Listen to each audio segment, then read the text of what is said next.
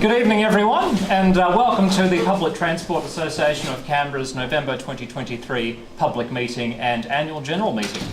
I'm once again here in my capacity as chair of this fantastic organisation, and I would like to first of all acknowledge we are hosting and streaming this evening's proceedings on the land of the Ngunnawal and Ngambri people. I'd like to pay my respects to their elders past, present and emerging, and acknowledge and welcome any Aboriginal and Torres Strait Islander people who may be joining us here tonight. And this evening we are joined by two representatives from Transport Canberra, Sarah Taylor-Dayas, the Executive Branch Manager of Planning and Delivery, and Mark White, the Senior Director of Program Coordination, who will be providing us with an update on key Transport Canberra projects. And afterwards I will provide an update on an exciting project of PTCBR's own making, the third missing stage of the Belconnen Transitway. We will then move on to the 2023 Annual General Meeting for the Public Transport Association of Canberra with all the associated processes and formalities. So, without further ado, please join me in welcoming Sarah and Mark to talk about Transport Canberra projects.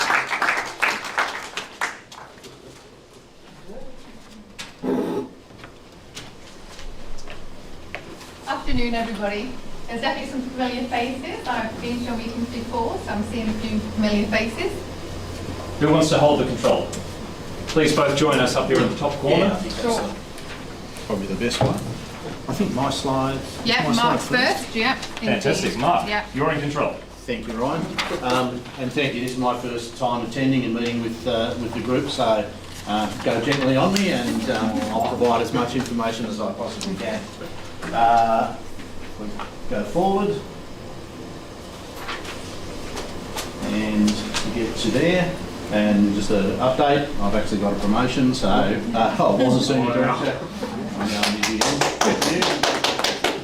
And yeah, so my responsibility is the My Way Plus project, which is the next generation of ticketing for Canberra. Regarding My Way Plus, we are heavily involved in the project. The project was initiated, and Sarah's team in planning and delivery did a wonderful job in procuring and getting out to market, working through all of the very complex details that's involved with that, engaging with various suppliers who you need to evaluate their offer, get to that finalisation, make that recommendation, etc. So my experience is in major technology complex projects, and I'm the lucky guy that's ended up getting a handball to run the delivery of it. So the project was initiated in March, and so here we are, put 8 months into it, and we have made significant progress finalising the design. So some of the key features, I won't necessarily sort of jump through into bullet point by bullet point, but the key features that sets My Way Plus apart from My Way is that it's an open loop system. So for those not familiar with that term, quite sure that you would be, instead of just being, it's only My Way cards that it accepts, so it's the closed loop of being within Transport Canberra's ecosystem. It opens it up. It opens it to bank cards, so bank debit, credit cards, and any of those devices that can be driven off mobile, off your body devices, etc.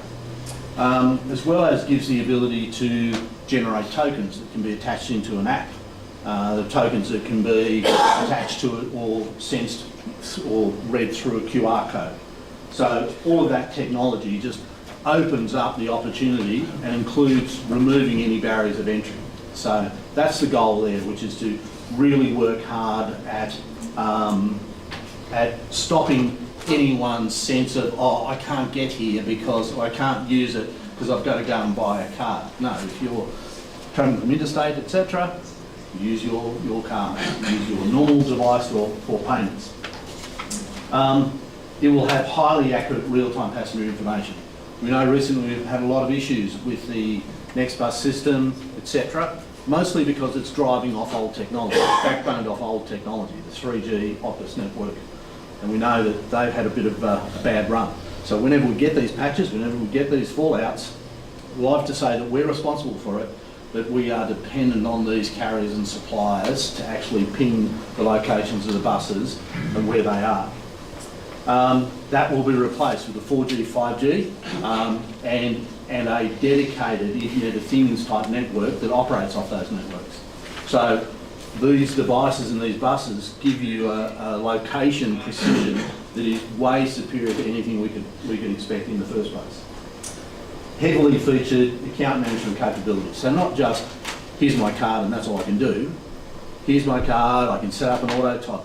Here's my card and I want to link my concession to my credit card, my debit card, my Apple device, my Android device, etc., etc. So you're able to do multiple things across your account, including connecting it to other ACT government services. So what we have been doing is we have been engaging with many groups who will be impacted by this change, significantly impacted. Ourselves obviously is one of these engagements, but also with other people from the disability sector. We'll obviously engage with you guys further out as we get into 2024 and we'll get closer to the implementation. You will start seeing some demonstration buses getting around in early 2024. These will be running around the community. And the good news is we won't be collecting a fare on. What we'll be doing is offering these buses. You'll be able to walk on and you'll see that they are My Way buses quite clearly. I won't sort of give away the communications strategy to that, but you'll see that they are very, very clearly My Way Plus buses. And when you get on, the pleasant surprise is that you'll see all of the devices, all of the features, and you won't be charged a thing. So you'll travel to your destination as normal, and you'll probably see better information coming on the passenger information display boards. That's about what I can give you. Do we want to break for questions after Sarah or after me? We'll go through Sarah, then we'll come for questions. I'm sure there's lots of questions on all the things you want to talk about this evening. So I'll pass over to my colleague Sarah. All right, thank you. There's 5 areas that I'm going to go through today. I'm going to cover the Balcon and Bus Transitway, and it's great to hear that Ryan's going to go into more detail later. So my overview is quite high level. I'm also going to talk about the Zero Emission Transition Plan, which we talked about last year when I was here as well, and we've had some progress on that. That covers the battery electric buses, the bus depot, and also weekend bus services I'll cover at the end. All right, so the Balcon and Bus Transitway. There was quite a bit of work done on this in 2012, as probably everybody is fully aware. We've got quite a bit of work to do. Everything that's happened between 2012 and now will be collated. We're putting a budget bid in to actually seek some funding to do the work for this. So there is, we're not in a position to move forward at this point in time. We've got a lot of investigation, feasibility, etc. to do in this space. When we do look at it, we're obviously looking at that Balcon and Civic laneway, and we'll also be looking at other modes in and around that space. So that will include active travel, obviously future stages of light rail. So there's quite a bit holistically to look at, not just that transit way. So that's all included in that work that we'll take forward. The Zero Emission Transition Plan. So we've heard many times, and we've talked about this many times, the target is a 2040 deadline to transition our fleet through to fully zero emission. That's a 2020 Zero Emission Transition Plan. That's when it was endorsed and when it was released, and we've been working on it since then. The actual plan itself came about from a very diverse steering committee that came together as experts and actually looked at what was achievable, what's in the market today, what's likely to be in the market in the future, and how can we progress that plan. That's where this originated from. We've learned a lot since 2020, and we're actually working on a refresh of the Zero Emission Transition Plan, given everything we've learned and everything we've progressed to date. So if you look at that plan, you will see that some of the things we've done early and some of the things we haven't progressed. And that's purely because we've learned. There's things out there in the technology that's allowed us to progress certain things early, and there's other issues that have held us back from progressing. So there's good news, and then there's obviously not so good news that we haven't progressed everything. But all in all, the refresh will make our way forward, I think, really clear. So within the Zero Emission Transition Plan, there's 5 strategic priorities. So if you've seen the plan, you'll be very, very familiar with these. Every single action within the plan sits under one of these priorities. The first one is building the infrastructure we need. The second one is procuring a zero emission fleet. The third one is partnering with the energy sector. The fourth one being new skills, protecting job and growing the economy. And the fifth one being increased public transport use through better bus services. The thought is you get the first 4 in place, and a lot of the 4 are connected. So for example, the infrastructure that we need is very closely connected with bringing a zero emission fleet on. And obviously if we bring the fleet on, we need our people to be trained to be able to maintain the fleet. All of those 4 then actually allow us to achieve the 5th, which is increasing that public transport use and a better service in all. So battery electric buses, I'm sure all of you will have seen and maybe even travelled on one of our battery electrics that we've got out at the moment. So we've got 12 Yutongs out in our fleet. To date, they've done just up to the 400,000 kilometre accumulatively, and they can do about 400 kilometres on a full charge. That's fairly comparable to what we expect from our diesels from a service delivery. Our routes, we're very rarely hitting that, so we're not at risk of being able to not deliver any of our services from what our battery electrics give us. When these vehicles return back to the depot, they'll return back at varying state of charge. That acronym there, SOC is state of charge. If it's a battery electric should never drop below 10% on its battery, because there's then potential to damage the battery. So when they're returning back, if they are dropping down to 10%, they could take up to 5 hours to charge. Invariably, they're coming back at more than that. They might be coming back at 40, 50, even 60% charge, so taking less than that 5 hours.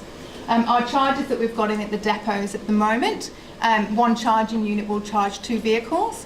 We're also looking at new technology which allows one charger to charge 4 vehicles. And that's just the advancement of technology. And that's where when we talk about the infrastructure and advancement of technology, there's new products coming online all of the time, which then allows us to look at our efficiency, our energy consumption, and actually improve the transition plan as we're working through it. And then obviously we're operating approximately at the 77 kilowatts per 100 kilometre.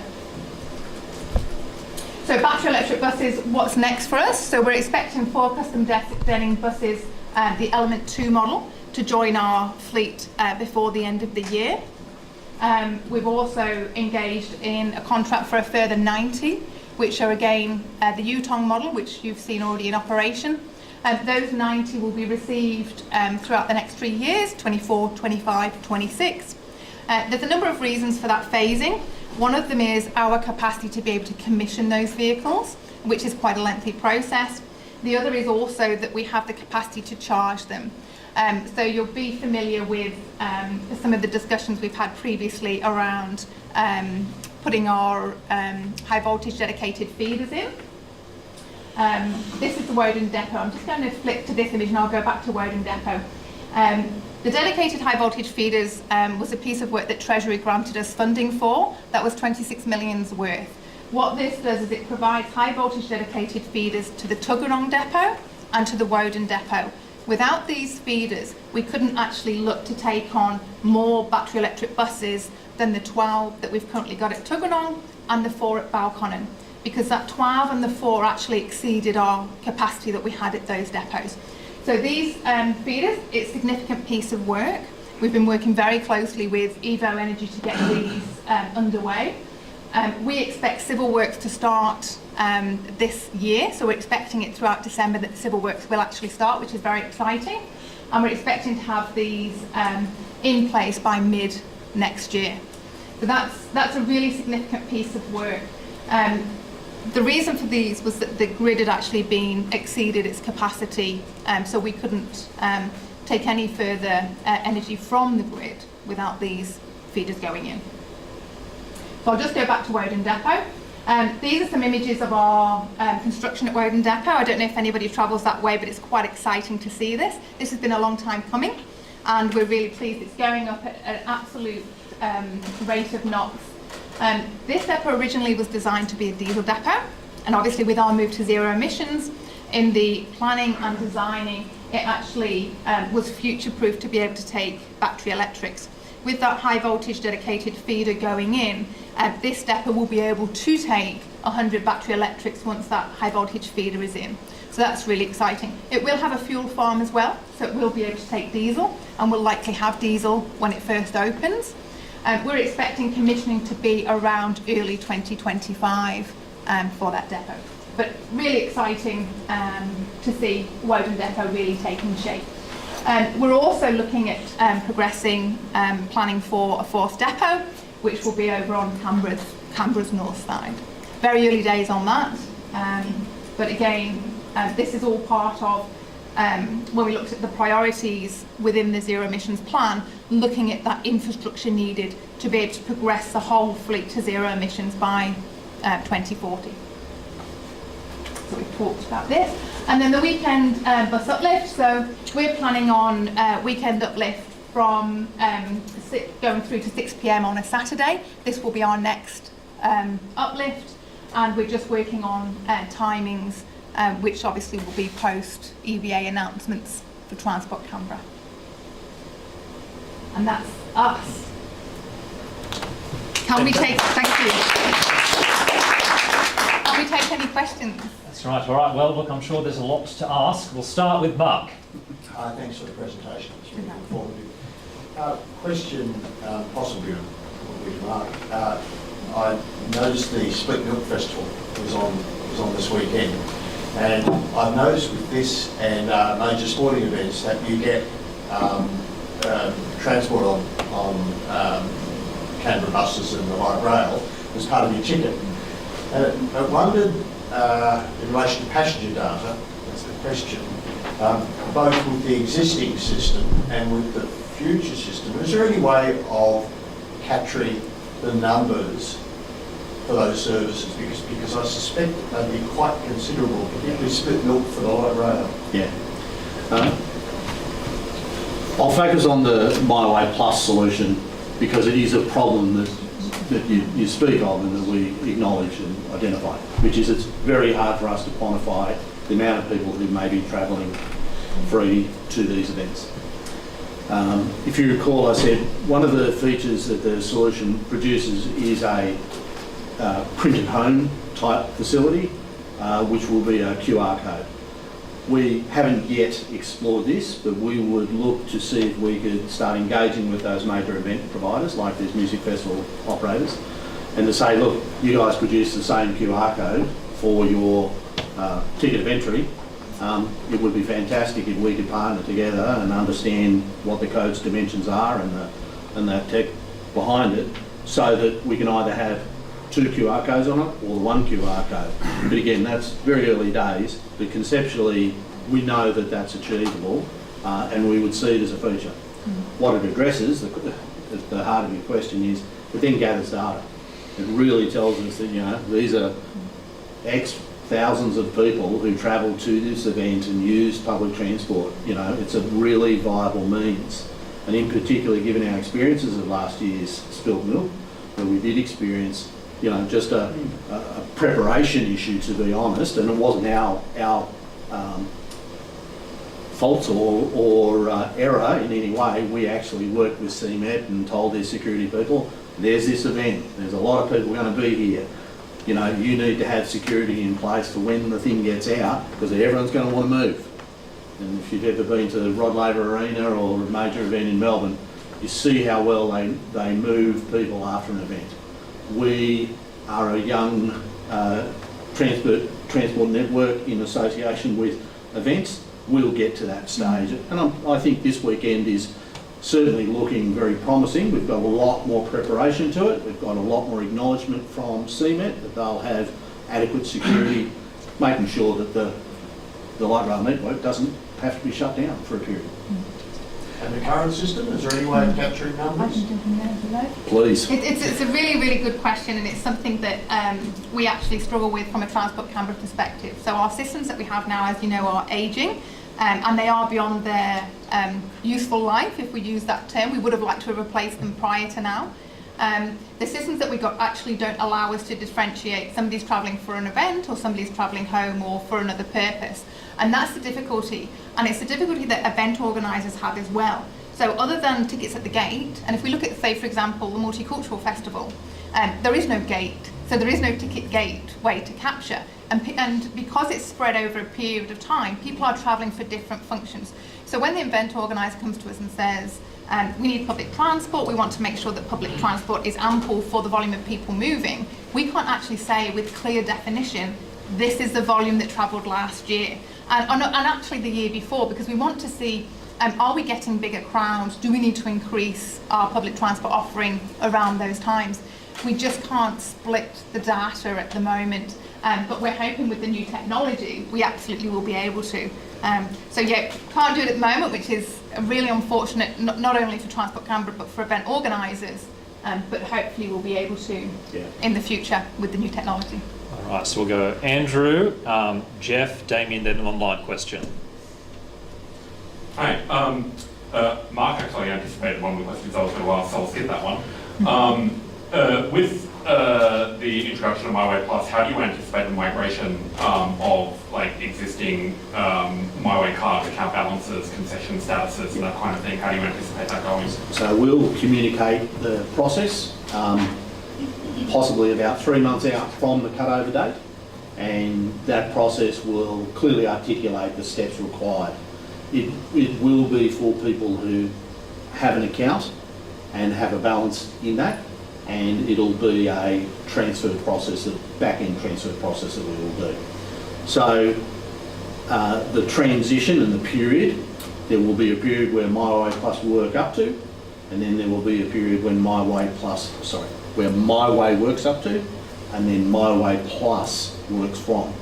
There may be a period of fare free in between there to accommodate that. Another part of, or answer to your question is, with those transfers, if there are people that A, don't have an account and have a card with there, we'll also publicly communicate to those people and say we really encourage you to do this, because otherwise we can't move your balance over. So establish an account, go through this process, it's transferred over, the MyWay Plus card will be provisioned, and you'll be able to go from there. So unregistered cards are just going to lose their balance? Unfortunately, and there's not going to be a transition process for them? Unfortunately so. The only transition process would be we encourage them to enrol or deplete their balance. There will be, as you would imagine, Mark working really, really closely with the communications team. There will be a huge communications package that rolls out with MyWay Plus, because that some of it feels the same and using it will feel the same, but actually there's quite a lot of difference to it as well, and there's a lot of different offerings on that people can take advantage of, including ability to get texts on your favourite services, etc., knowing more about the vehicle that's coming on your service. All of that will require somebody to be able to register in some form. But that communication package is really critical, so that people can, if they want to, they can register and engage in some of those increased facilities that it has to offer. If people don't want to, then obviously they can travel anonymously as they can now. It's a bit like the Nintendo Wii and the Nintendo Wii U in a way. The names MyWay and MyWay Plus are very... You could forgive people for realising they weren't interchangeable. That's right. And that's why the communication package is so important. There'll be a huge campaign, and it will take people on the journey. It won't just be flooded all on one time. It will take you through the journey of what next. And probably the first comms will be out with those demo buses, so that'll be the launch in early 2024. You can sign up for the e-news, You can sign up for the e-news if you want to track progress, and I would encourage everybody to reach out to our customer experience team on 13 17 10. They are fantastic, and if you're struggling with something or you're not understanding what the communication is telling you, they are always on hand.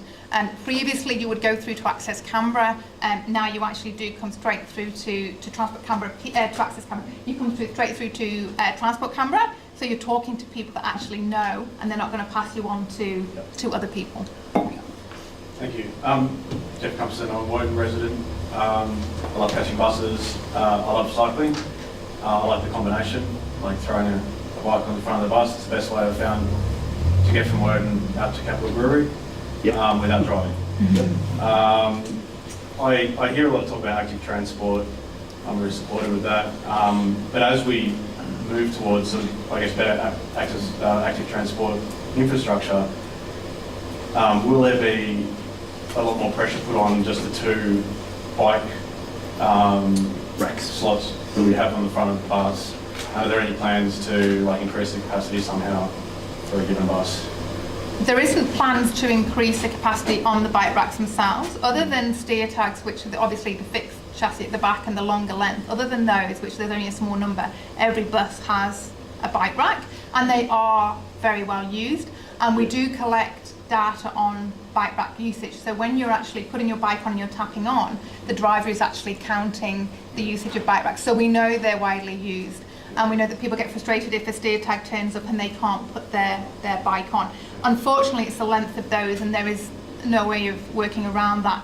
We haven't actually found a battery electric model steer tag. So are we going to replace the steer tags with electric steer tags? We haven't found one, so possibly not. But we haven't actually looked at increased capacity on bike racks. But I will take that away, and I'll speak to our technical experts and see if there's even an offering. I don't know if it will be taking it beyond the length or weight, but I will take that as an action to look into. Right, it's Damien. Thanks for those presentations. I've got a little bit of a technical nerd question. In No. terms of the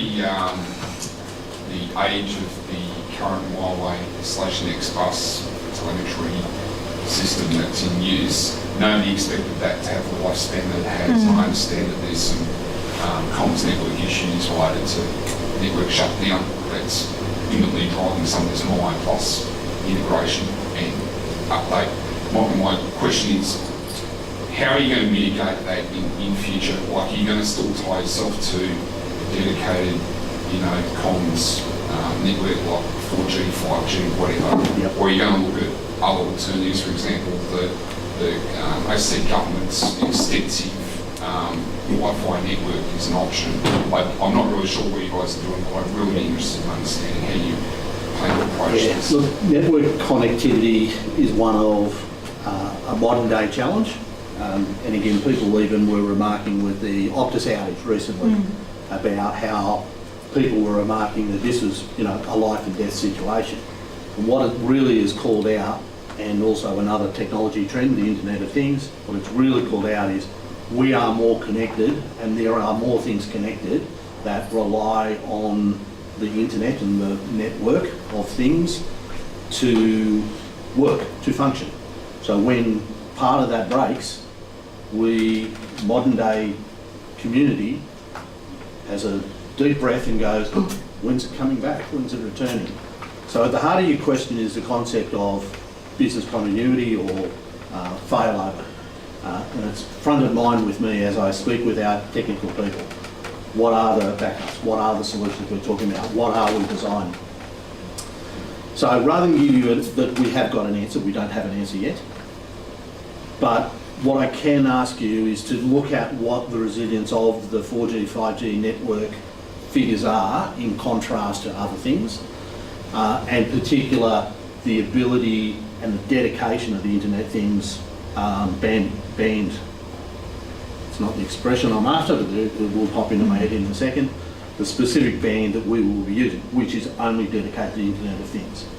So it's not as if it's going to be competing with your mobile phone, your iPad, your modems, etc.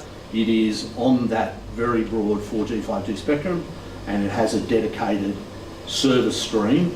Again, the word's not coming out. Are you licensing spectrum just for ACT government use? Yes. Okay. Yeah. So in that space, the reliance of even connecting into ACT's Wi-Fi, again, it's too insecure for us to do it, to be honest. All right. Can I just add a little bit onto that, if that's Please, right, and then if we'll we get an have time? online question, then Amy, Mark. And it's not related to frequency or connectivity, but more about the contract. So the NEC contract for MyWay Plus is a 10-year contract. One of the issues that we've had with our existing MyWay and NextBus is actually the hardware as well. So although Optus told us that they were decommissioning their 2100 frequency, and we used 2100 and 900, although they told us they were looking to decommission that to actually move to 4/5G, and we actually thought that was our vulnerability. The true vulnerability for us has actually been in the hardware and the obsolete parts within that hardware, because we've got equipment and technology advances so quickly, and other states have moved on to other hardware uses. Some of the bus driver consoles that we're using, we're the only user of, and parts are not being manufactured anymore. So when we actually have a vehicle that goes down because the consoles aren't working, we're actually taking pieces out of old equipment. We're no longer able to order parts. So the hardware advances more quickly, and that's sometimes our bigger vulnerability. Yeah. But the service, I think partnering with a company like NEC provides us a lot of resilience when we look at connectivity issues in the future, because we've got an expert in that field that actually is responsible for making sure that that service continues to be delivered. And that differs somewhat to where we're at the moment. The onus very much falls on Transport Canberra, whereas in the future with the new contract, NEC will carry a huge amount of responsibility for making sure that we continue to deliver services. Fantastic. All right, online questions. I think that one came out first. Yeah, look, I've got two questions. So if I ask these, it's proving the technology works. Okay. The first question is, are you examining options to increase local content in the Yutongs and other electric buses? This person feels we have an opportunity to build a local industry and upskill local tradespeople in a new industry. I'm just wondering what you're doing about it. Yep, I can take that question, absolutely. So the Yutongs will be coming into Queensland, and there is actually Australian content being added into those 90 that we talked about, actually based in Australia. And that was the same for the 12 that we've already got in service. So when they came into the country, they actually went through to VDI's head office in Sydney, or their plant, I should say, and they had Australian content putting there. So that's things like flooring, seating, etc. The amount of content that's being added in Queensland has actually increased from what was in the original 12. But absolutely, Australian content is important to us, and we have to balance that with value for money for the territory also. So it's the second question from the same person. Questions about road surfaces. The battery electric buses obviously weigh a little bit more than diesel buses, and he's asking, is there any concern in the territory about the roads, especially the suburban streets, deteriorating faster, and if so, what is being done about it?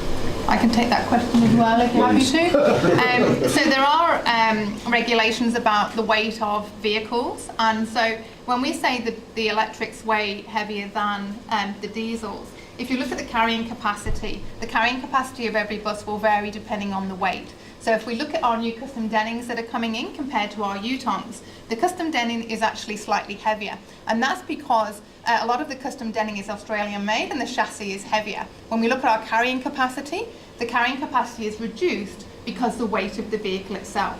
So actually I think it's approximately 10, the custom Denning will carry approximately 10 people less than a Yutong. So ultimately, whether it's a diesel or whether it's a battery electric, ultimately, if it's at full capacity, it will be the same weight because there's a road requirement for that. Just out of interest, the custom Denning has 5 batteries on board. The Yutong has 10 smaller batteries spread throughout, but the type of build on the Yutong is much lighter, and so that's why they can up their carrying capacity. All right, so we got Amy, Mark, and Matt. Thank you. Thank you for the presentations. It's great to hear about, I suppose, some future-focused projects and some great technology. But the question is about something very boring but important, which is on-time running. We know that, so the data says that unfortunately Transport Canberra buses have a very poor hit rate when it comes to on-time running. I think figures in our group recently were about 75% that were shared, which compares quite poorly to other states and I think that, you know, we all here who regularly use the bus feel that in our everyday commutes and journeys.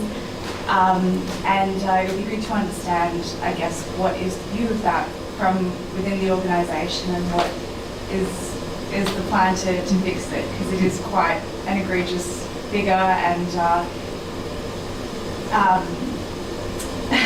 I guess it is a little difficult in some ways to hear about big future-focused projects when we know that basic operations just aren't really functioning. I can take that. I'm going to take that. As everybody will know, the Minister's objective is reliability, and he's always pushed a focus of reliability, even if that means delivering less services but making sure that they're on time. One of the benefits of Canberra is the amount of progression we've got, the amount of building work and the investments that we've got. The downside to that is that that has implications on the road. For example, we added extra runtime into a lot of the services coming across from Woden into Civic, because we knew that with all of the construction work that's happening with Light Rail Stage 2, that there was going to be delays.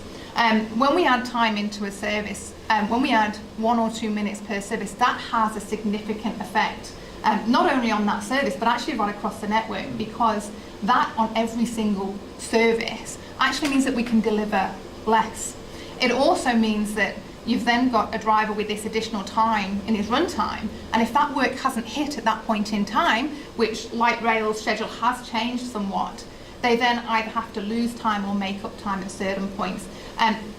Absolutely, we are committed to on-time running. It is one of our key priorities, and certainly Minister's priority. It's just balancing the amount of progression we've got across the city and the temporary traffic management that gets put in place with run times. And when we put a new network in, we're estimating, and we talk with other ACT departments, what's happening across the ACT, where are constructions happening, and that's not all public, some of that's private as well. We try to understand where there is going to be delays, road closures, etc., and build that time into the runs.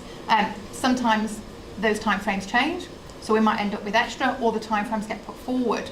So there'll be a road closure or a lane taken, which then adds congestion, which actually then slows the bus down. And for people waiting for a bus, if you're waiting for an extra 2, 3, 5, 10 minutes, that's significant.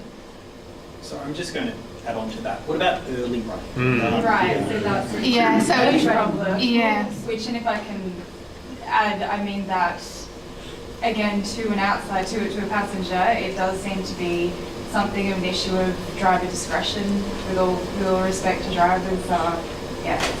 So we have timing points at certain times throughout every single service, and those timing points, running early is absolutely not something that we're looking to accept. What we might be finding is where there's been additional time added in because we're expecting congestion or a piece of construction with road closures or lane closures, that's where they've got that additional time that they no longer need. And so you might be experiencing some early running for that. Early running is absolutely something that we'll strive to squash out, absolutely. Andrew might be able to add a little bit of context with your recent interaction on the former bird site with AnyTrip about early running. Yes, I complained to the developers of AnyTrip that because their standard practice in other jurisdictions is for when a bus is running early to assume that at the next stop the bus will wait to catch up to the timetable. Right. I told them that A, that doesn't happen in Canberra, I mean firstly because of the timing points issue, and B, drivers go right through timing points anyway. So they have since changed that to have early running cascade through the rest of the of the predicted times for a particular Yeah, and it is noticeable. It was really interesting seeing that change come into effect and then looking at the timetables at those city stops. I would ask anybody who's experiencing problems with early running and late, absolutely. I know it's a pain, but please call and report it, because every single piece of feedback gets looked at and goes through to the scheduling team. We also do, before we put a new network out, we also do a great deal of analytics. We look at all the early and late running, and we look at trends. And where there is significant trends to show that there is either too much or not enough time in those run times, that's where we adjust them before the new network is released. So please don't think when you're giving feedback that it doesn't go anywhere, it absolutely does. every piece is looked at. I'll pass over to Mark and then Bill. No, sorry, it's going to be Mark, then Matt, then Bill. But I'll just say something to consider, Mark, for the new system is simplifying the way people can lodge that feedback, because your current form is complicated.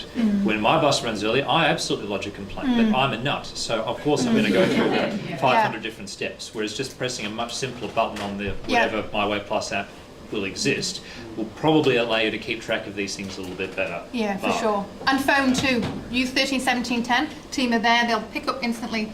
Give them your feedback too. So I actually have two questions. The first one's a My Way question, My Way transition question. So you talk about people having accounts and how those they will get transferred over. So I actually, in my family, there's 4 My Way cards, which all registered for auto top up, but there's no account that I'm aware of. When I had to update the banking details last year, I had to fill out a form on the website again. There wasn't an account for me to log into, so I'm still wondering, and I don't remember what information you collect about the card owner or whatever, but what account? Are we talking about the original system, or are you talking about is that going to change in the new My Way Plus? If you say you transition across to people who've got a My Way account, Yeah, I have 4 My Way cards. yeah. The in the registered family, cards, which are all registered. yeah, we All refer to set up. that as the account.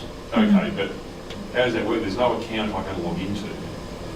It's got your card number and it's got details about you in that.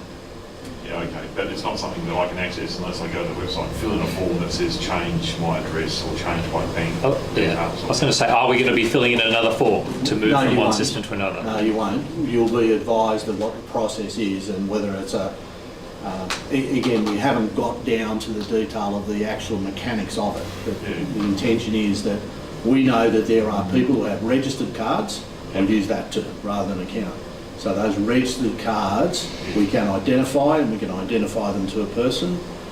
They will be advised of how to transition their balance from My Way to My Way Plus, or will be advised that it will be done on their behalf. I think that's a key difference to call out. Yeah. So a My Way card, your funds that you put on it are on the card. It's a little bit like a store card. If you lose that and you don't know the number of the card, that's $10 down the drain.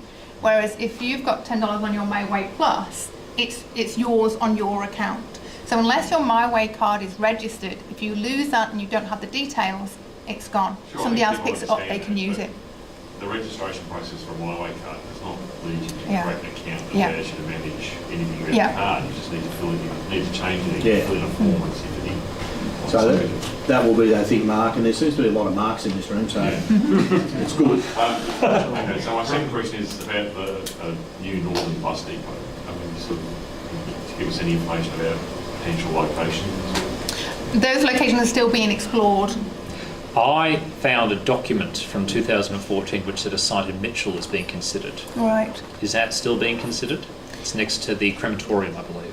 I think Mitchell is an area that would naturally be looked at given its location, its ease of location, and also probably some grid capacity there. So I don't think it would be unreasonable to look at Mitchell, but I think there are other sites that are being explored also.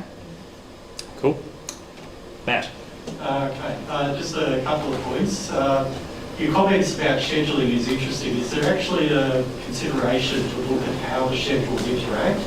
Because as a concrete example, particularly in the south for personal occupation, if you look at the scheduling, on the proviso that the bus is actually run on time, it can take anywhere up to 50 minutes to go like from Curtin to Yarralumla. And that's one of the reasons I can imagine why people are not really Not travelling. using buses.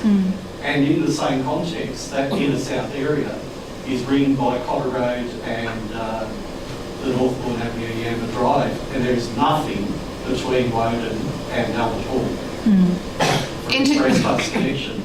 Now, the second one is back to the comment about festivals. There also happens to be the Starlight Cinema at the Botanic Gardens, which they optimistically describe for public transport as limited. The biggest stop is Marion Drive, which is 1.5 kilometres away.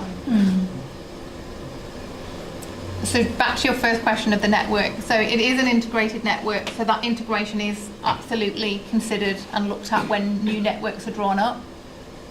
Well, I haven't seen any improvement over the timetables because I've looked over historical timetables. And we are on that building back up post-COVID. So obviously there was a lot of services stripped out throughout COVID. Our network that we released this year has obviously put some of that back in. Yeah. We're now looking at weekend and uplift at weekend. Because I'm talking pre-COVID, being Curtin again, personal and conservation, but not just Curtin. There used to be the 700 series express buses that would peak in and out of the south and various areas into the city, and that got canned well before COVID. And that's really when the issue of time to actually get in and out of the city by bus became considerably noticeable. I would suggest if there's areas that you're needing to travel to and from and that service isn't there at the moment, I would definitely say put your feedback in. Before we build a new network, we consider all feedback that's provided.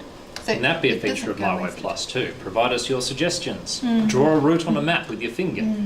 And Ryan, I'll just pick up, on those two things. So an instant feedback, that is considered in the My Way Plus app design. So that you're on there, you're transacting, it's driving that behaviour and things. So rate your bus trip, provide us your feedback. Instant things like that. Yep. Cool. Any more questions? We got... Sorry, can we just finish off? Oh, sorry, yes. Matt actually had the other one about the event at the National Botanical. I'll give Sarah a bit of a rest. Ultimately, it comes down to the event provider working with us. In that situation, I'm not aware of but even outside of events, that means the transport access to key locations like the Botanic Gardens or even the Yarra London Nursery are very limited. Or near at all. And not certainly event related things, even for people who want to get to again, it's locations in that information that we gather on what are these areas and these locations and this demand that we build the networks around. So if it's not provided to us, that demand metrics aren't provided to us, we can't guess it. Vicky. I'm really glad to hear about My Way Plus. I've just come back from Christchurch and it all worked. The bus systems there work absolutely fantastically. The one thing they have that I don't think is here is there's nobody helping people on the buses. So when I was in Christchurch, I walked straight into the bus department. Like they've got a huge area where all the buses go into the middle of Christchurch. Yep. There was 6 people working there who can sell you a ticket, who can give you a map, who can tell you how the system works, who can just introduce you to the whole idea of how you can use the bus and the ferry in Christchurch. And because I travel on the bus a lot, I will help people if I see them struggling. But I really think that we need at least some way of buying a ticket in the city. Yeah, there is an office, it is staffed. Yeah, there is an office. Wouldn't it be great to be able to buy a ticket there? And people helping out, just saying, directing, even maps. I've got an old map, which hasn't got 47 on it. I've drawn it on myself.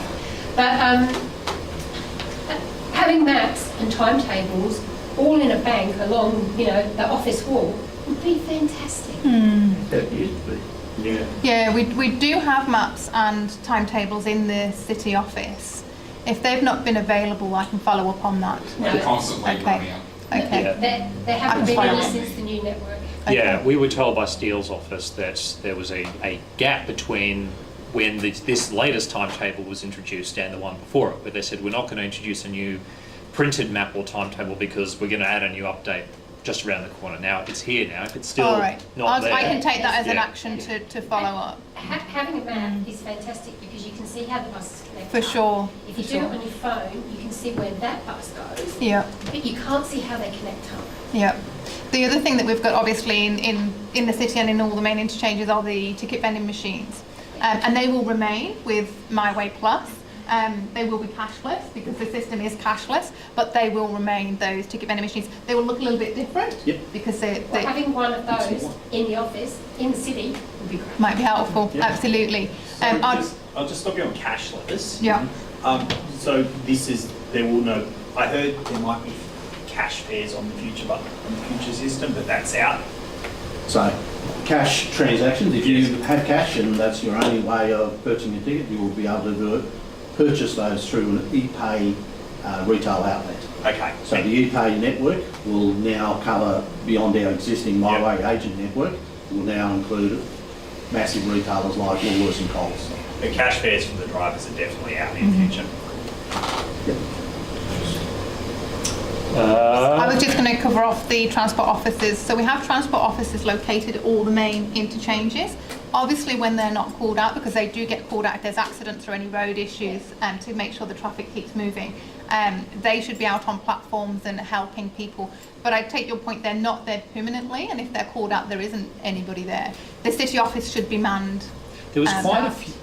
There was quite a few offices. If we can cast our minds back to April 2019 with the launch of Network 19, there was a much more physical presence, and that was great. Yeah. Like, it was obviously there for, you know, helping people out adjust to the new network. The changes, absolutely. But it was a marked difference, and in terms of the usability of the system for first-time users, that was really helpful. That will also be a feature of the MyWay Plus launch as well, right? That was what I was thinking. Yeah.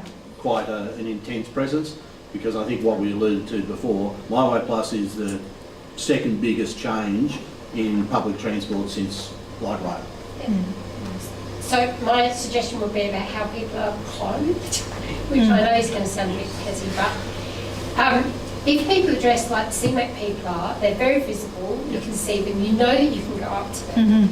If the guys in the office are wearing fluoro vests, you think maybe, can I go up to them? Okay. Can I talk to them? Right. I think they've got to have something that's identifiable to say, I'm here to help you. Can they wear a hat? A high-vis with "I'm here to help," would that? If the high-vis had something that said "I'm here to help," Yep, absolutely. the reason why they wear their high-vis is because they're often called out to actually. Yeah, and I understand the reason for that, but here to help on the back would be great. Yeah, I'll take that forward, and also the idea of a TVM in the actual office, top idea. and then also the need for timetables because there aren't any there at the moment. I'll take that forward as well. Yeah, I just sort of trying to pull it all together, I guess. My impression is that if you talk about the timetable connections, if you talk about the SIR support in the interchanges, the buses running on time, I use the buses a lot. I use the light rail a lot. It's chalk and cheese. The light rail is a quality service. The bus service is, it's hit and miss. If you get a bus driver who is friendly or often appears to be almost anti-customers, I just feel that the bus service in Canberra is not customer friendly. It's not customer focused, and there's a lot of work that needs to be done there. I'll take that forward. We invest very heavily in our driver training, particularly on the customer experience piece, and so that's really disappointing to hear. I absolutely will take that back to our bus operations. Just in relation to the light rail experience versus the bus experience, they are very different modes, and if you watch light rail, you will see that they have traffic light priority, and so that's why you're getting that service which is guaranteed on time. Whereas buses are obviously navigating any kind of obstructions that are on the road and any delays on the road. That is not an excuse, and I'm not putting that as an excuse. They're just very different modes. And so light rail does have priority. If you're a car user and you're often delayed with light rail because of the signals, they have a different perspective on that. One that we can safely ignore. Last few questions, because obviously we're approaching time. It's going to be Damien, and it's going to be what I presume is a question online down the front. Okay. Suggestion, the new EBA may be an efficiency dividend for the drivers who manage to achieve 90% on-time running. Might be something to look into. I certainly think that, you know, the drivers may be more focused to achieve on-time running if there's actually an incentive to do it. My second, I guess it's a question, is the Public Transport Association hit for a joint standing committee hearing up at Parliament House. And one of the questions that we were asked, and we later provided supplementary submission on, was a tourist bus network or some sort of work thing, which we're not in favour of. We prefer to be better services for transporting this bus network. Now, my question is, has there been any feelers or reach out from the Senate Committee to Transport Canberra regarding tourist bus services and any possible sort of like collaboration? So I'm not aware of any, but I would have to take that back to colleagues who may have, but I'm not aware of any at this point. How long ago was it? Say again? How long ago was that? May, June. June. Yeah. And we put a submission in about, I don't know, 2 months ago. Okay. So, Right. There we go. All right, 1, 2. It's an online question. I was going to ask you anyway. Okay. How do you set the metrics for areas that are not serviced currently, like timings, passenger loads, those sort of things? So a greenfield site, a new suburb, are you talking A new about? suburb or somewhere that's just That the bus doesn't go. unserviced, a desert, you like? How do you do it? Yeah, Arboretum. Ironically, not deserts in the slightest. So for new suburbs that are coming on, we'll wait for a certain level of population before we put services through. Because you've got to get people interested in public transport at the beginning, otherwise they habituate to not use it. And that's why we've partnered with Gin and Dairy. So if you look at the gin and dairy services that are being offered, that's been in from a very early point in the development, and that's so that people can actually start using the bus network as soon as they start moving in. Legendary paid for that service. Yes. Alongside, so we did in partnership. So we provide the drivers for those services. I heard one of the drivers say that she picks up 2 people regularly from that trip, and they actually ditch their cars because the bus service is so good. That's great. Was there another question added to that, Bill, or was it the same question? Look, I'll add my other question to it. I hope I can ask that question properly to the person online. With connections of an evening, Sundays, I keep on hearing reports of people not making their connection. And out in the burbs, when you get out away from the main centres, people are actually waiting an hour and 58 minutes or more because the bus they were going to transfer to left early, or the bus they were on arrived late. So there's no, at the various connection points, the interchanges, if you like, there's a whole lot of spots where the rapid service and local service is supposed to connect. Now, I treat it as a bit of a joke. I live in Western Creek. It gives you an hour or so in the Irish club all the way out to the next bus. But I have to explain it when I get home. It's getting a bit tiresome. But if that's being experienced all over Canberra, and you've also got the safety thing, after dark, people are walking home through tunnels, underpasses, all sorts of things, potholes they're experiencing, and potentials for assault. So we've got a whole safety issue that also turns people off. They'll just go, no, I'll take the car. So how do we address it? Well, at first I would strongly encourage people to put feedback in so we know what's happening. If we don't know what's happening, we can't address it. Secondly, I would say that if you've been on a service that's actually run late and you've missed a connection, I would contact through Transport Canberra, because we have transport officers out there in the field while services are running, and they will come and support and help you. Can I just add one thing? And this is, we were having this discussion before things kicked off, but and it was in the context of your concession tag to your MyWay cards disappearing, and then the onus is on the person to do that. And I think it's about flicking the switch as to whose responsibility it is when something goes wrong. So obviously it's important, and you can get a lot of data when people do it, but there's not quite the campaign to encourage people to do that.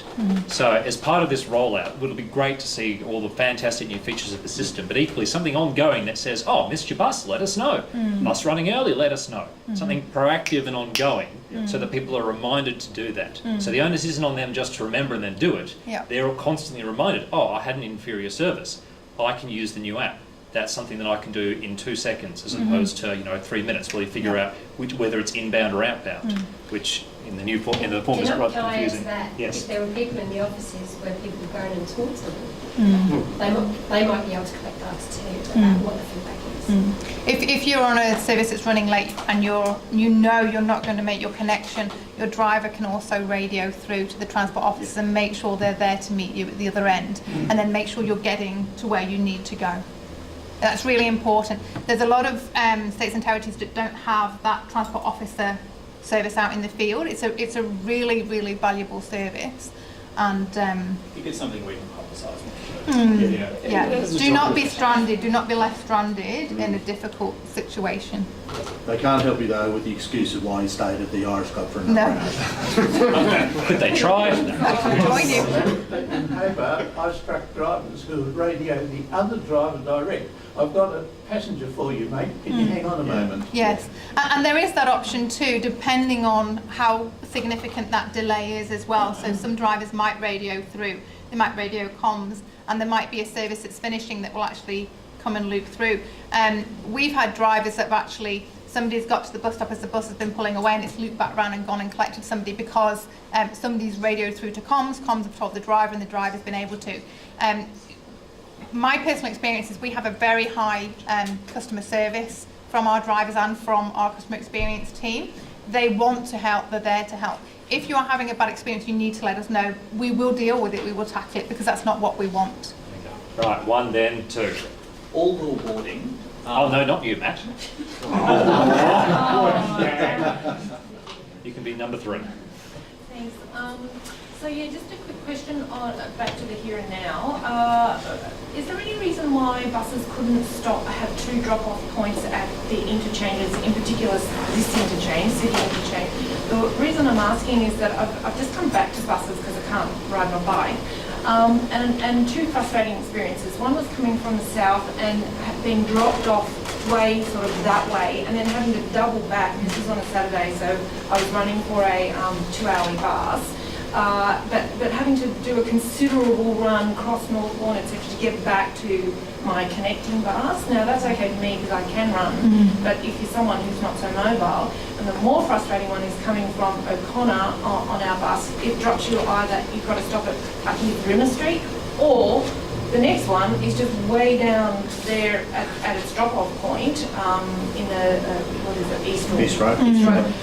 So if I say I regularly go to Jollymont to get buses to Sydney, etc., I may have luggage. So that's a really frustrating choice that I've either got to get off way down there or way down there. And again, if you're not mobile, whereas a drop-off point at that stop just at the lights at Northbourne, opposite Smith's, which is another frequent destination, would be really, really convenient. Right. And that will come into the scheduling and how the scheduling is done. And it might be to do with volumes. I don't know, I don't have that answer for you. But again, put your feedback in, it can be looked at and reviewed. If people are making regular connections and having to go from A to B to make that connection, and there's a more streamlined way to do it, the network planners can look at that. And yeah, the specific stop you're referring to is a linger. So Yes. ask for it to stop at a linger street. Right, Adam and Matt.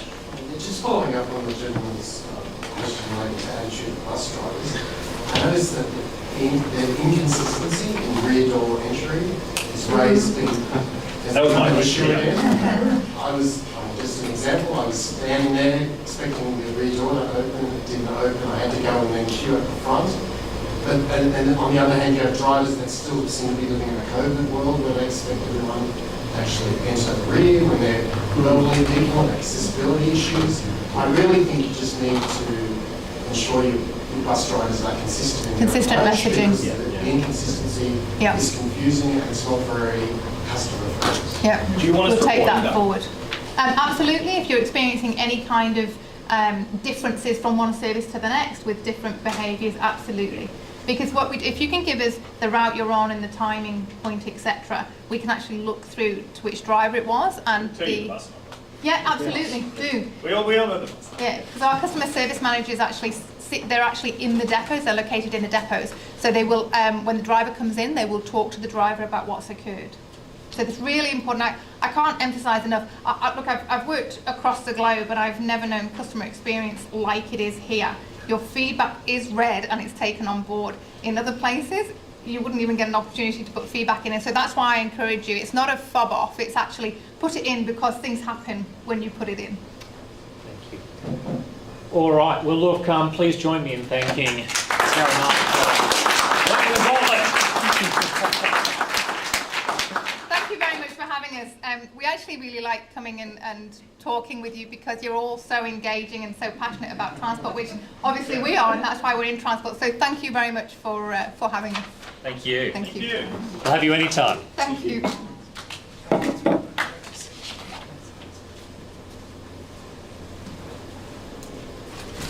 All right. We'll nip out, Ryan, and let you finish your meeting. No, thank you very much. Thank you, everybody. Thank you. We'll see you early next year. I understand the Minister wants to present on something. Absolutely. Well, Minister Yes. attended in our last meeting, didn't he, when we talked about light rail? That's right. So I don't know what the exciting thing is, but I know I'm looking forward to it. Look forward to it. Thank you, everybody. Lock Before Lock Island gets deployed. No. No, it's cut. It's very good they've left. My chair's report is quite critical. They can watch it on the repeat. We'll find ways to, we'll put it up on the website as well. Just cut that. All right, so look, just want to provide an update. Sarah did touch on it very briefly, but one of our biggest successes this year in the Public Transport Association was the Belconnen Transitway. And look, for those who aren't 100% across the issue, I'm going to touch on it lightly, but there is a fantastic blog post on our website which really covers why this project is important and why we think it needs to be delivered now, basically. So there's the URL, but equally our website is very user-friendly and you don't have to fill out 25 forms to get to the part that you want. This very simplified graphic explains the problem. So you can see that in the green lines, there's quite a bit of bus priority infrastructure that currently resides between Belconnen and the city. And this was constructed between 2012 and 2015 as part of stages 1 and 2 of the Belconnen Transitway project.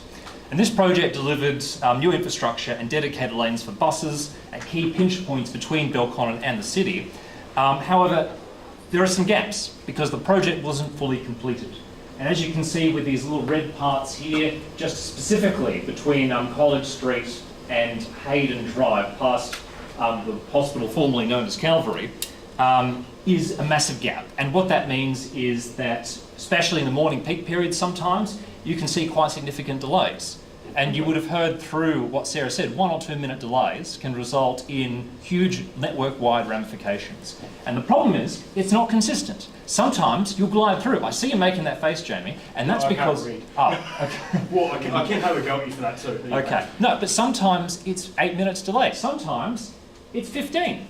Sometimes it's not at all. You cannot plan a network that is that inconsistent because you're either going to get very early running buses, and as we've all experienced here, early running sucks, or you just assume that there is going to be no congestion and you get more delays. And with buses like the R2 that goes to Fishwick, the R3 that goes to the airport, and the R4 that goes to Tuggeranong, it's not just Belconnen residents that are affected. It is people right across the city. So, the lack of bus priority in that location, along Hayden Drive, where the pinch point is, wasn't an accident, or certainly wasn't an oversight. There was a 2011 feasibility report that was done which did recommend that bus lanes be put on Hayden Drive between College Street and Belconnen Way. Now, unfortunately, stages 1 and 2, as we've identified, were complete. Stage 3 was not. And so what you see is as described. You get a lot of congestion in that corridor, or sometimes not at all. What it means is a very unreliable bus network for a very busy corridor, because 30% of bus users use buses that use this corridor, and that means that's 30% of bus users who are subject to some sort of inconsistency in their regular commute. Now, we all are looking forward to light rail to Belconnen. I would love it if that was what the Minister was here to talk to us about next year, but it's probably not. It's probably 10 years away. So, having something that's done in the meantime that is also forward-thinking, that looks at where the light rail might go in the future, was something that we decided to pick up. So in our budget submission to the 2023-2024 ACT budget, we said that they should progress the detailed design and delivery of the remaining sections of the Belconnen Transitway to provide buses with more reliability and more consistency as they navigate that busy corridor. Now, this submission was lodged on the 2nd of May 2023. 8 days later, something very important happened. The government announced they would be building a new $1 billion hospital on the site of the existing Carlsbrook Hospital campus, fronting right on to Hayden Drive. So it's not going to be set back, you're not going to have to walk up a hill as you do with the current one, it's going to be right on there. So suddenly, that opens up an opportunity because the construction of it is due to start in 2025. That means the importance of Hayden Drive as a transport corridor became very, very salient. We could not afford to have a repeat of what we've seen with the Canberra Hospital expansion plans in Woden, where they built the hospital on top of the road that the bus used, cut it off, and now getting to the hospital by public transport is a pain, all right? Part of that is falling on us. Maybe we should have been more vocal, but we're not going to make the same mistake twice. So we now have a very limited window within which the final section of the Belconnen Transitway along Hayden Drive can be designed and delivered as part of an integrated transport solution for this important community health hub, while also future-proofing for light rail. But helpfully, not yet, we weren't alone in this thinking. So in September, two of the local Ginninderra MLAs, would you believe, Joe Clay, ACT Greens member for Ginninderra, and Tara Chain, the ACT Labor member for Ginninderra, launched almost simultaneous petitions calling for this important project to be completed. And would you believe, the Canberra Liberals, through Mark Parton, also reached out to say, we support this project too. It was fantastic. But just when we thought that the momentum was with us, it was a small speed bump, because when a motion was brought to the Legislative Assembly by Joe Clay, which called for this project to be delivered, and alongside, and this was the clincher, alongside pre-feasibility work for Light Rail Stage 3, they couldn't agree. They could not agree on the wording for a motion that all three parties professed to support. And that, look, I was there in the chamber when that was being debated. I was sitting back behind Joe Clay. You can go watch the recordings. You can watch the moment my heart breaks when I realised that this was not going to get up. It was farcical, and I'm honestly quite a deflating experience. But nevertheless, some projects are so good that they just keep going under their own momentum. And so fast forward 2 months, and one tabled petition later, and none other than the Canberra Liberals Transport spokesperson, Mark Parton, brings forward an updated motion calling for the completion of the Belconnen Transitway. And so despite some efforts to have it ruled out of order, the motion was debated and amended and debated further, and they agreed on something. We have copies of the motion down the front here if you're interested in reading, but the key parts are as follows. It locks the government into delivering that updated feasibility study that Sarah alluded to, because she's right, a lot has changed since 2011. There wasn't a hospital plan to be built fronting Hayden Drive in 2011. Right? There wasn't plans to do something with the AIS, whether that's move it to Queensland or potentially upgrade the stadium, who knows. But also a lot of work in Radford. A lot of things have changed. It's reasonable to want to have that feasibility study updated to look at these changing land uses. But perhaps most importantly, I should also say, also continues that future planning for light rail and active travel connections, once again touched on by Sarah. But the most important thing is that it commits to the delivery of these bus priority measures before the 2028 ACT election. And that was where it got really dicey. There was a genuine chance this motion could have fallen over at that moment, but it didn't. It got passed. It's there, it's in the Hansard, there's a copy available there. The wording of that motion is used in the presentation Transport Canberra showed to us this afternoon. They are aware of the timeframes they're operating to. Hopefully, so is ACT Treasury, as the ACT Government Directorate responsible for giving Transport Canberra the money to do the study. I like to think we've locked them into this one. That being said, look, they say when a politician adopts your ideas, you've won. And in this case, when all three sides of politics are claiming credit for the project, I think it's safe to call this a comprehensive PTCBR victory. Great! Yay!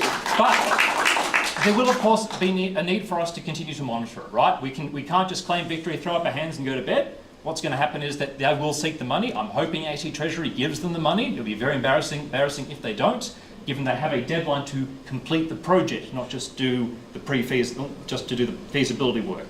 But nevertheless, in the battle of whether it should be done at all, I would like to say it's been decided comprehensively in our favour. And that's basically it for that. So how exciting. We're going to get some new bus lanes on Hayden Drive, and there's going to be some really interesting work done as part of that feasibility study for whatever form light rail stage 3 takes. So watch this space. And that's pretty much it. I think we move on to the AGM now. And look, I am just going to, we circulate the minutes from the 2022 AGM. We put up on our website, and they're also circulated to members. I would like to move that the minutes of the 2022 AGM be accepted. Can I get it? There we go. We've got Roger to second. Fantastic. We've got a show of hands for the adoption of the 2022 PTCBR AGM minutes. Excellent. Well done, team. So, I'm taking the minutes now. thank you, Matt. We also have the recording online.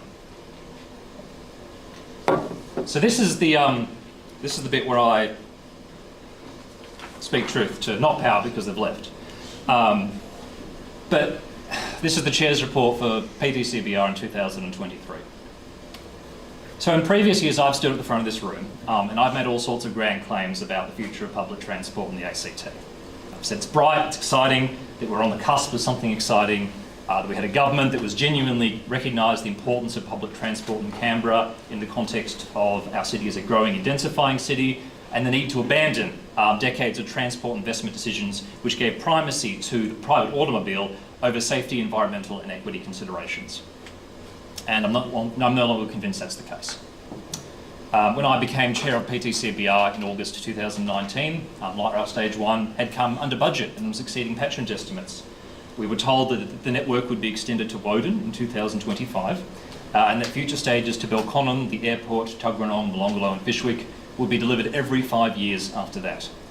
A new ticketing system had been flagged by the Minister for Transport 3 years earlier, and the introduction of Network 19 was seen as a welcome first step towards a frequent, all 7-day bus timetable with improved weekend services. And the future, as far as I'm concerned, when I stepped into the role, looked bright. Yet here we are, 4 years later, and none of those promises have been delivered. We've yet to see a single metre of track laid for Light Rail Stage 2, which now has no estimated completion date for reaching Woden, let alone any of Canberra's other town centres. The rollout of the new ticketing system has been pushed back to late next year, and the provision of minimum hourly bus services on weekends seems like a remote possibility. While there has been some welcome progress on projects such as the new Woden interchange, good to see that get demolished this year, and the new Woden depot, which is again great to see some actual progress on that, somehow the old orange Renault buses are still in operation, despite the deadline for their DDA non-compliant selves having passed us by just shy of 12 months ago. So the idea of public transport as a clear priority for the ACT government is evaporating like a puddle in the hot El Niño sun. And despite all the positive rhetoric you hear about movement in place, improving the social and urban fabric of our city, and employing a safe systems approach, my experience, having engaged with many bureaucrats in the ACT government, not all but some elements of our city's transport bureaucracy are still captive to the same moto-normativity that drove their predecessors to build a freeway between Civic and Lake Billy Griffin. That mindset is still there. But of course these days they're clever. They don't tell you they're removing a pedestrian crossing to get to a bus stop to improve traffic flow. They'll tell you it was removed for equity, accessibility and safety reasons. So faced with the changing world and shifting transport priorities, some bureaucrats have decided that co-opting the language of inclusivity is preferable to delivering places that are genuinely inclusive and safe for all road users. So with an election due in October next year, it is my view that PTCBR will need to be even more vocal in its advocacy. Our biggest success this year, the Belconnen Transitway, and securing tripartisan support for it, was achieved through old-fashioned lobbying and gaining political support from key players within the Legislative Assembly. So the same approach used by ACT Light Rail all those years ago to deliver us Light Rail Stage 1 has once again proven its worth. So to this end, you can expect a more outspoken and active PTCBR over the next 12 months. And we have some fantastic new voices on the PTCBR committee for 2024, and they will be instrumental in guiding our advocacy efforts to make sure public transport remains a key election issue in the 2024 ACT election. The future of Canberra as a genuinely safe, accessible and equitable city depends on it. Thank you.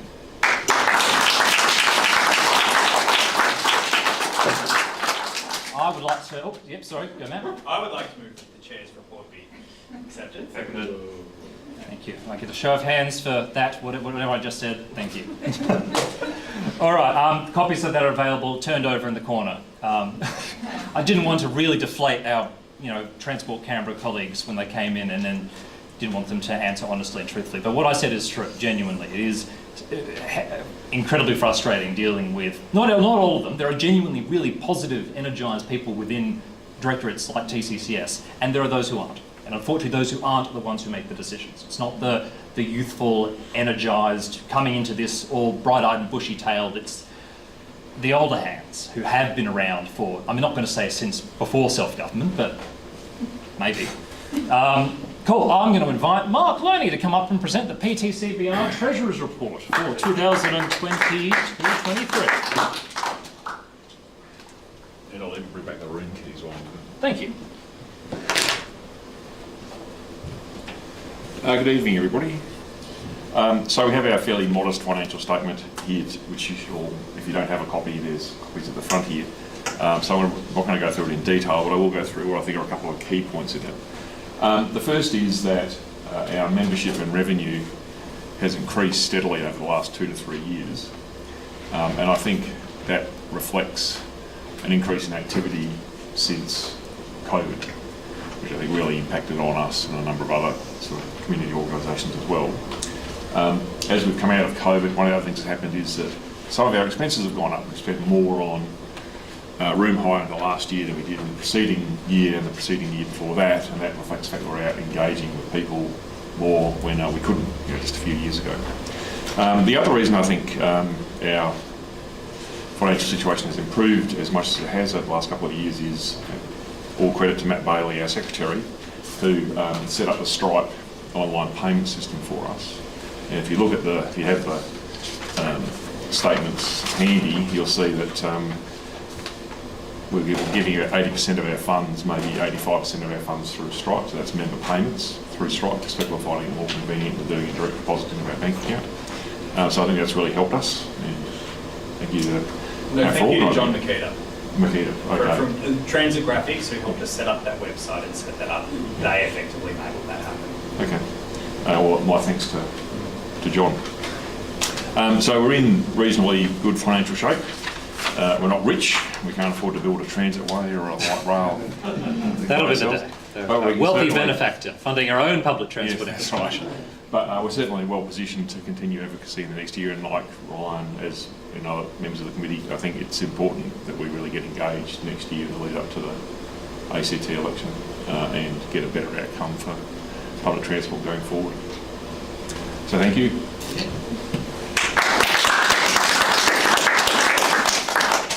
Damien, I know you've been wanting to do things with motions today. I'll move the Treasurer's Report be accepted. Yeah, Mark Dando seconded. And a show of hands. Well done, team. Thank you. All right, so I'm just going to move on to the election of the 2024 PTCBR committee. And as there have been sufficient nominations received and no contested positions, and we haven't overindulged ourselves and elected another illegal committee, I'm very, very happy to announce the following are elected to the 2024 PTCBR committee. I'll be continuing for at least one more year as chair. Damien Hass will be continuing as deputy chair. Mark will be continuing as treasurer. Matt, our strike wizard, will be continuing as the secretary and public officer. And as foreshadowed earlier in my chair's report, joining Bill Gemmell as PTCBR committee members are two new faces. And it brings me incredible pleasure to announce that Amy Yelachich and Vicky Wells will be on the PTCBR committee for 2024. You may recognise Amy as a new person this year who's attended many meetings and who also, with Damien and I, presented at PTCBR's appearance at the Joint Standing Committee on the National Capital and External Territories Inquiry into Fostering and Promoting the Significance of Australia's National Capital. And likewise Vicky, as the author of the In Transit blog, in which she has chronicled her efforts to travel on all 64 of Canberra's bus routes in 1 year. Stay tuned. Vicky will be interviewed for the Right Act as part of her final bus trip next week. And of course, if you're keen to join her, what's the time and place again? The first 53 past 9 o'clock on Tuesday. Fantastic. So, but feel free to meet one of our newest committee members if you're keen to go on a nice early morning thing. I will sadly be at work. And Can Victoria do a presentation at the next public meeting about her experience? I was going to say you can rate all the bus things in order. All 64 of them. I know Amy and Victoria are going to bring some incredibly valuable perspectives to the PTCBR committee as we barge headfirst into an ACT election year. And despite the somewhat cynical tone of my chair's report, I can genuinely say I have never been more excited about being part of this fantastic organisation. And we look forward to providing all of you with information about how we intend to take that more aggressive approach going into 2024. As alluded to, we will indeed have the Minister, or at least the Minister has expressed interest in attending that first meeting next year. So sharpen your swords or whatever your weapon of choice will be, and let's gear up for a good 2024. Let's make public transport a key election issue. Hey. Thank you. Mark. Quick one. I'd like to sort of move a vote if that's possible. It's within order to the committee.